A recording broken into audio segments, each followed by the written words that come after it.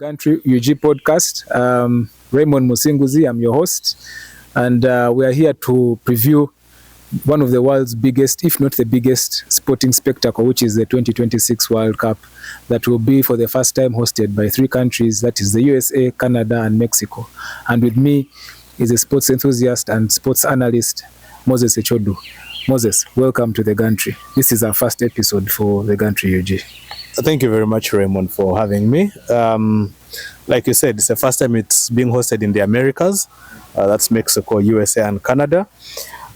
This is, as Ian Wright described it, this is the World Cup of chaos. There's more about what is happening behind than what is actually happening leading up to the ball finally being kicked on the pitch.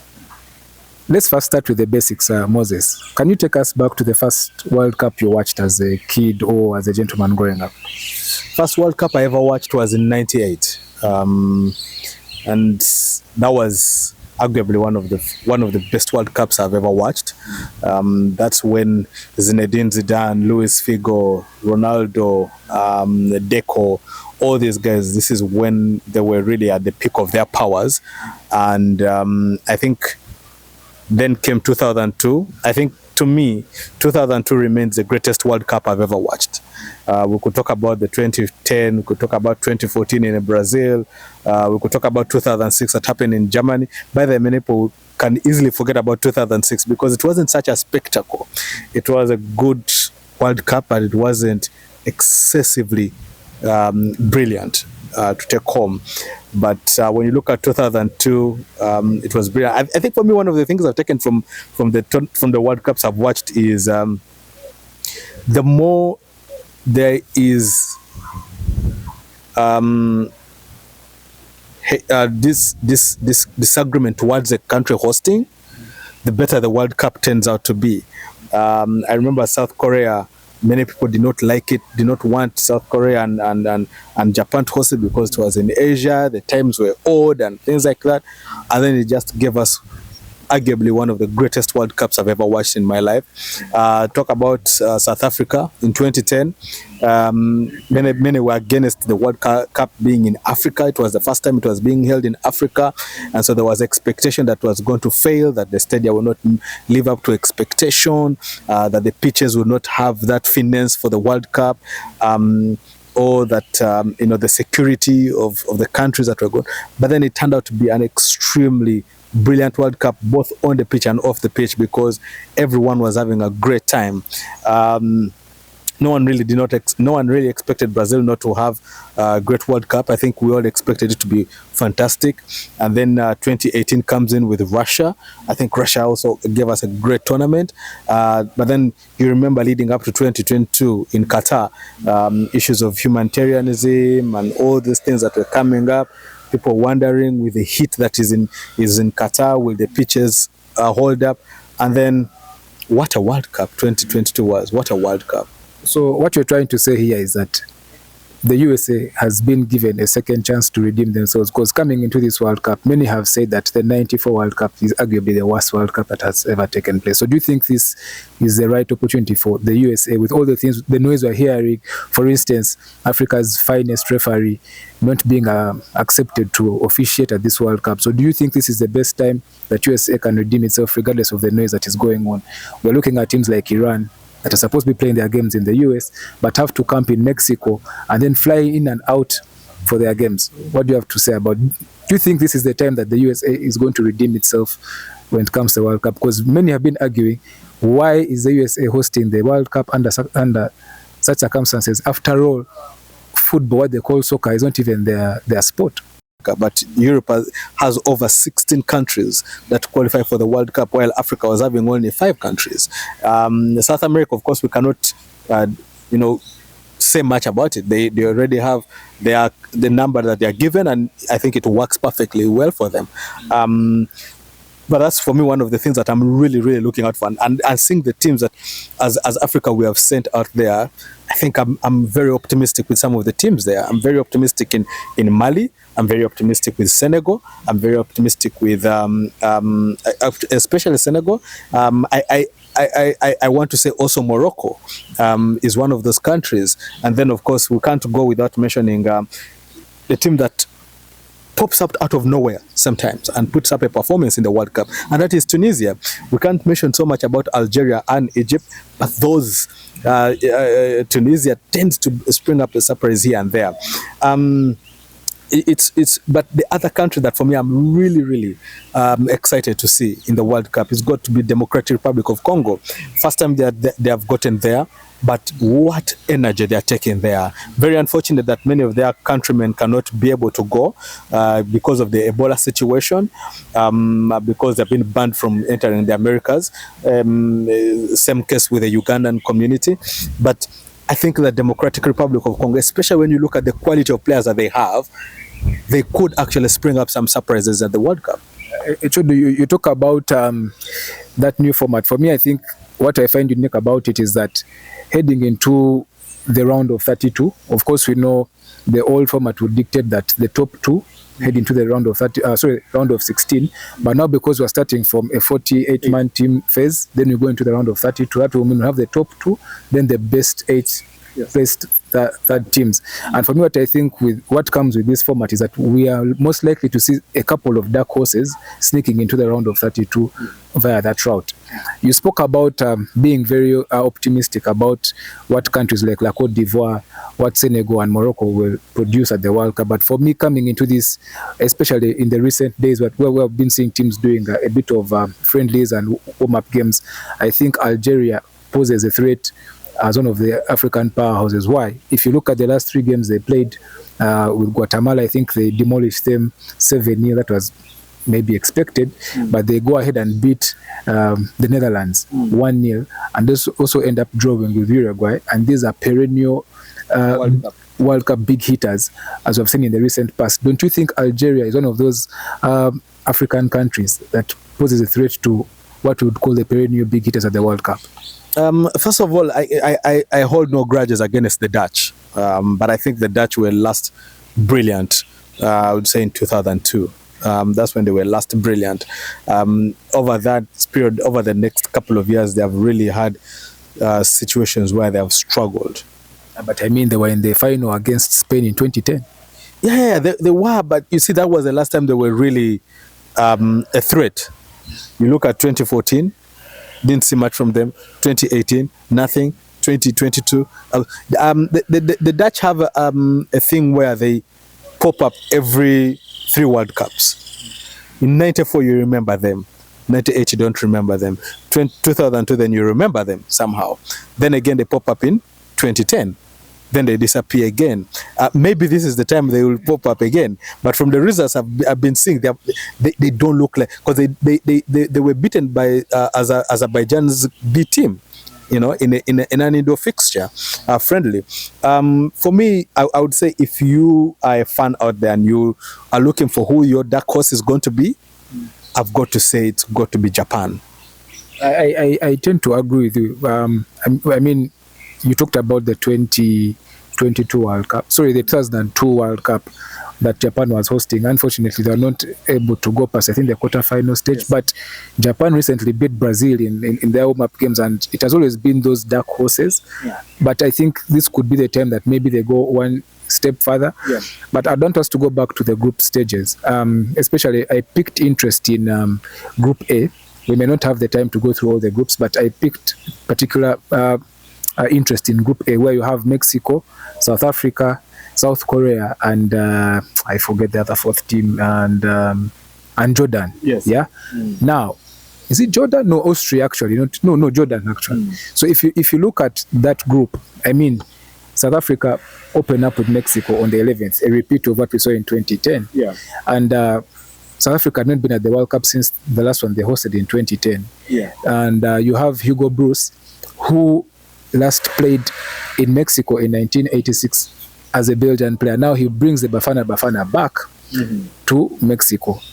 Then the other thing is you're having South Korea in that group. And Czech Republic. And Czech Republic. Now, for me, I feel this is the most open group.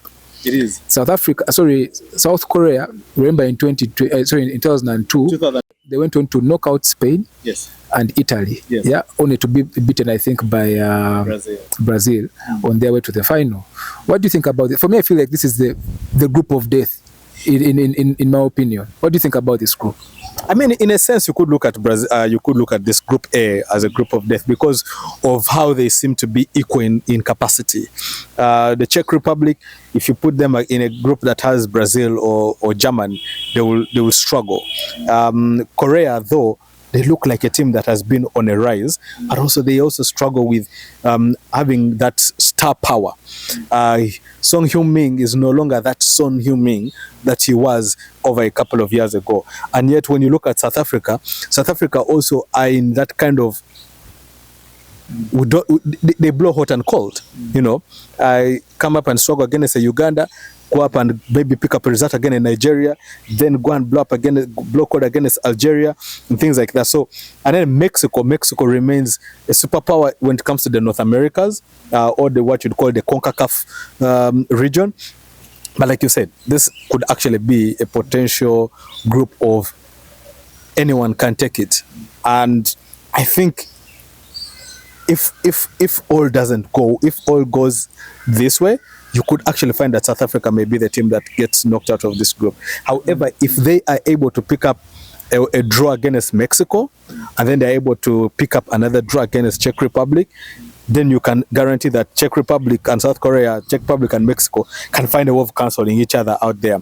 They have to make sure that they pick up a win, at least one win in this group. If South Africa can pick up a win in this group, then they can be certain to get themselves into the round of 32. Of course, we are seeing very many debutants at this World Cup. I mean, the likes of Jordan, Curaçao, Cape Verde. What do you have to say about these newcomers? Are they there to compete, or they're just here to participate and then celebrate their first World Cup appearance, and then there'll be news as we go on with the World Cup? You know, the thing about the World Cup is that there's always that one team that comes out of nowhere, and you're thinking it's not going to do, it's not going to do the job. Curaçao, I don't think they're going to do a great job in the World Cup. I think DRC Congo are going to assert themselves in one way or another, and we're going to probably just have a glance at the group that they're in. But I think Bosnia and Herzegovina could actually be the surprise package of this World Cup. I mean, we also have Norway in there. Norway have been there before, but I think Bosnia and Herzegovina, most times when you have an Eastern European team coming up into the World Cup, there's something about them that just out of the blue, they come up and they become warriors on the field of play. But also, what we have to understand is that the climate is going to play a big role. It's extremely humid in the US at this period of time, especially for countries that are going to play down in the south. It's extremely humid. Teams that are playing in Houston, Texas, teams that are playing in Arlington, teams that are playing in Dallas, that's a lot of humidity. Teams that are in Atlanta, that's a lot of humidity. Miami, that's a massive, big problem for them. And especially for European teams, it's going to be a big struggle. Those that are playing in the northern part of America, which is pretty much the north and the southern part, and maybe what you should call Canada, those ones are okay, because that climate kind of is the same as what is in the Europe. Where African countries, especially the sub-Saharan Africans, could thrive is that climatic adjustment. Because they know, of course, it's also not pretty good for us, but we can adjust pretty much to it. In this World Cup, we have very many, okay, I wouldn't say very many, but we have a couple of players who might probably be having their last dance in the likes of Cristiano Ronaldo, Lionel Messi, Jadon Shaqiri, Luka Modric. Do you think this is a World Cup where these, what would call like the old guard, will have impact, or it's a World Cup of the new young ones? And who are those new young players that you think will have an impact in this World Cup? I mean, you could mention a few, the Lamine Yamal, the likes of Musiala in Germany. Do you think it's a World Cup of the old foes, or it's a World Cup that is going to have us have a new talent spring up, like how we saw the likes of Ronaldinho in 2002? It's a World Cup of the new faces. It's a World Cup of the new faces. I think the last superstar face that we we saw having an impact was Lionel Messi in 2022. And even then, he had to rely so much on the brilliance of the rest of the team to get over the line. For Cristiano Ronaldo, it would mean the likes of Vitinha, the likes of Neves, the likes of Mendes, the likes of Fernandes, the likes of João have got to put in a massive performance on the day. When you look at Argentina, I think Argentina should not rely so much on Messi, because I don't think he still has that influence on the pitch to get them over the line. They would have to rely something on else. And I want to give you an example, and maybe this is something that people will disagree with me on, but I want to say this. When you look at the Brazilian team that was summoned, the midfield is probably about 40 years of average age. Now, Carlo Ancelotti has learned over the years how to use older players, and he doesn't need them in the group stages. He knows with the younger players, he can get over the line in the group stages. And then after the round of 32, he's going to demand so much from the likes of Neymar, from the likes of Casemiro, from the likes of Danilo. He's going to demand so much from them, because that is when he needs them to get over the line. Of course, very many Africans are very optimistic about teams like DR Congo because of the number of naturalized players they have, the likes of Vitsa, the Wan-Bissakas, the Twanzembes, and then they are quick to write off, especially teams like Curaçao, because they are newcomers. But I found out recently that Curaçao only has one player that is actually originally from Curaçao. The rest are naturalized from the Netherlands. Do you think this could be a dark horse in that will surprise us at the World Cup? Again, Curaçao, let me first see which group they are in. I'm trying to kind of find them so that I can... this is Cape Verde. Oh no, this is Curaçao. So they're in the group of Germany, Cote d'Ivoire, and Ecuador. That is not a group that you want to be thrown in, especially if it's your first time. But again, the World Cup is like a banana field. You don't know which one is going to ripen fast, you know. And so it's a case of go in there, and perhaps also Ecuador is not the Ecuador of the back then. But then this is also an Ecuador side that has extremely younger players. You know, they've got Moses Caicedo, they've got Henshape in there. So it's a team that is also good on the day. And it's a South American team, and South American teams know how to play the World Cup. They also come with a lot of pedigree. I mean, I think they have been in the last 2 or 3 or 4 World Cups. Yeah, absolutely. So for me, it's if you are a newcomer in this, first thing you should go out there, go to have fun. Truly, just go to have fun. But also, when you feel that you have understood your opponent, don't sit back. Don't sit back. Take your opponent on and make them feel uncomfortable. And on Thursday, you're going to see that. You're going to see South Africa trying to make themselves assertive against Mexico. They're going to try and throw themselves at Mexico. But I would also call for caution, because the thing about Mexico is when they catch you off guard, they are very quick, extremely quick. And so to contain them becomes extremely difficult as well. You speak of Mexico. I would want to hear your honest opinion about the other 2 hosts in Canada and the USA. Apart from just hosting the World Cup, do you think they stand a chance, maybe round of 32, round of 16? Where do you see these 2 ending up in this World Cup? I think 2 of them could get all the way to the round of 32. But then I think after 32, it becomes a different ball game. It now becomes the case of the big boys coming into play. So for me, I would say I don't think that the host countries, all 3 of them are going to make the 32.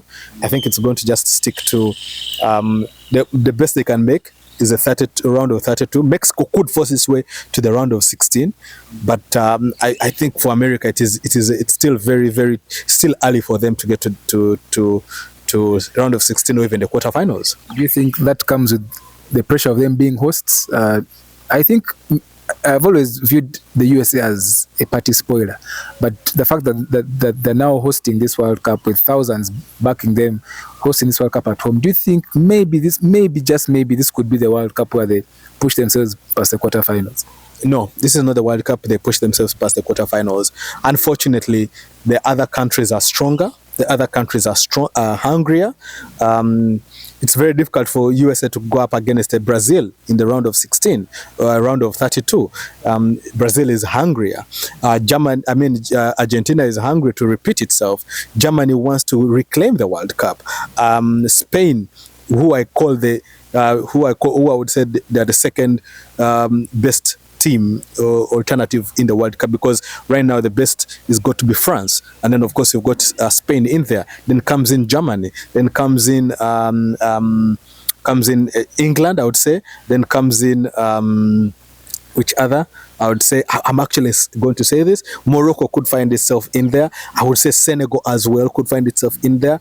So that's what I can say. That the best that the host nations could do is make it all the way to the round of 16, but I don't see them going past that. Moses, as we wrap this up, I want you to give me your honest predictions. Who do you think come July this year, who walks out with the World Cup? Because for me, in my view, I'm tipping Argentina and Spain. Reason being that if you look at that Argentine squad, 80% of the guys that lifted it in Qatar are back at this World Cup, and they are determined. For me, I think that's a team that can actually pull off what France failed to pull off. I think these guys have the nuance to move into the finals and actually be the first team, not maybe the first team, but in the recent past, to defend their World Cup.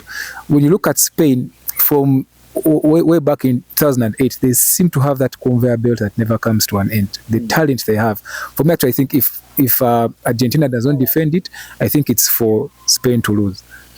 The challenge with Spain is that they don't have a Real Madrid player.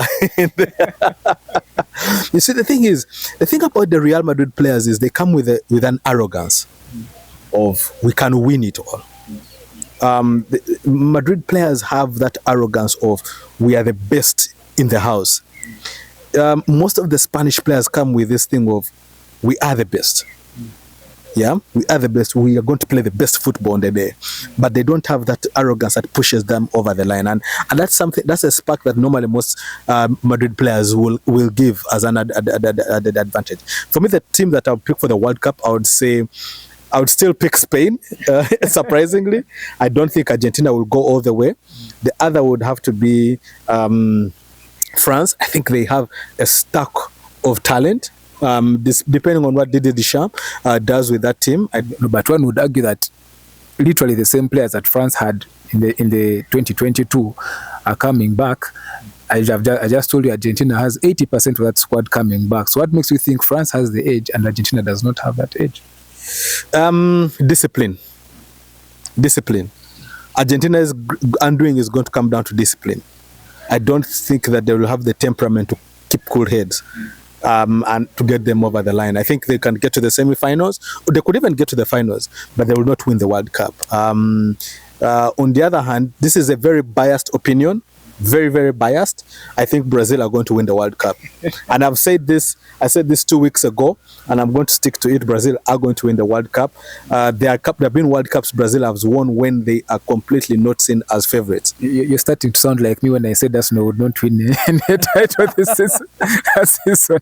But anyway, I hear where you're coming from. The fact that people have written off Brazil in the recent past, and the fact that they come without that pressure of being looked at as a favorite, I think they could actually surprise quite a number. But unlike you and I, very many people are tipping Portugal. This could be the time that Portugal actually, looking at this, how stacked their team is. Unless the system supports them, I don't think Portugal will win it. Like I said, the other teams I've mentioned have what it takes to get over the line. I think Portugal don't have the desire and the hunger. Even when you look at their qualifiers, they still had the same stack of players, but they did not have that hunger that a world champion has. And to be a world champion. For instance, I'll give you an example. Why I picked Brazil. Neymar wanted to be at the World Cup. He did everything humanly possible to make sure that he was on that ticket. He went and cut weight. He went and made sure that he was fit. He was sleeping in tubes just to make sure that his knees were up to the task. And like I told you, he's going to play a few minutes in the group stages, but come the knockout stages, that's when Ancelotti is going to try and deploy so much of it. And I think for Neymar, this might be the World Cup where he says, if it means to play with one knee, I will play with one knee. Moses, thank you so much. There you had it. That was the first podcast of the Gantry, the first episode of the Gantry G podcast. We are here to preview the World Cup and talk everything football, in and out of Uganda, wherever. But thank you so much for having us, and please like, share, and subscribe. I just want to send out a few shout-outs. I would want to send out shout-outs to Nicholas Mandela, Paul Gona, Herbert Mojuni, and if I forget this gentleman's name, but Damba, yes. Thank you so much for making this first episode happen, and see you in the next one.